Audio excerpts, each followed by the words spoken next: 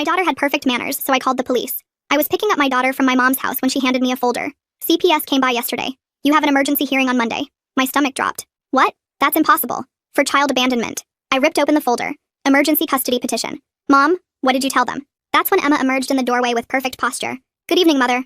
Thank you for retrieving me. I froze.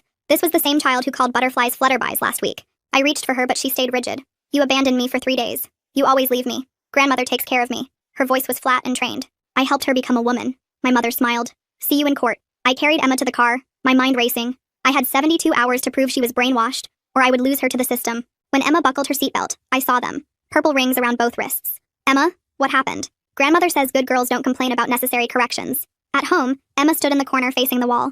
Sweetie, you can sit down. She didn't move. I haven't finished my reflection time. Her little voice cracked. What's reflection time? She went quiet and her whole body started to shake. I pulled her into my arms, but she went rigid again, whispering numbers. 97, 98, 99. Why are you counting? I have to reach the number or I go back to the special room. The words barely left her mouth when she wet herself. Right there in my arms.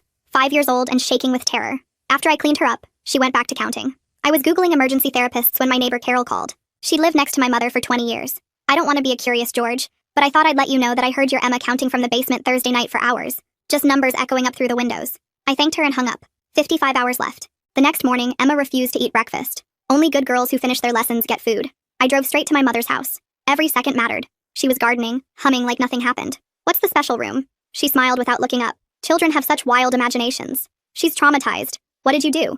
I improved her. Most people pay good money for that kind of transformation. You're welcome. She finally met my eyes. Little brats become perfect girls with the right methods. You trained her to lie.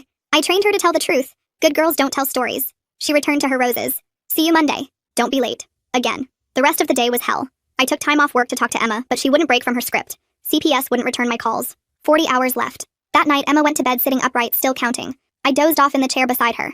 It was 2 a.m. when she started screaming. Please, I counted to 10,000. I counted all the way. Please let me out. It's dark. But she wasn't in bed anymore. I ran down to the basement where I found her standing in the corner. This is where the special room is at grandmother's. She pointed at the wall. But we can't open it. Only grandmother opens it. I love grandmother. She takes care of me when you abandon me. I wanted to tear my hair out. I booked an emergency therapist the next morning, but evaluations take weeks. She couldn't testify by Monday.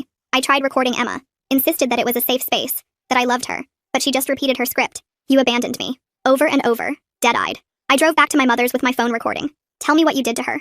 Within minutes, the police were escorting me off the property for harassment. She waved from her porch. 12 hours, tick-tock. I was out of options, out of time. I called my brother Marcus, who worked in special forces. 10 years of making terrorists talk. I need your help. He knew enough about our mother not to ask questions. Just responded with OMW. Marcus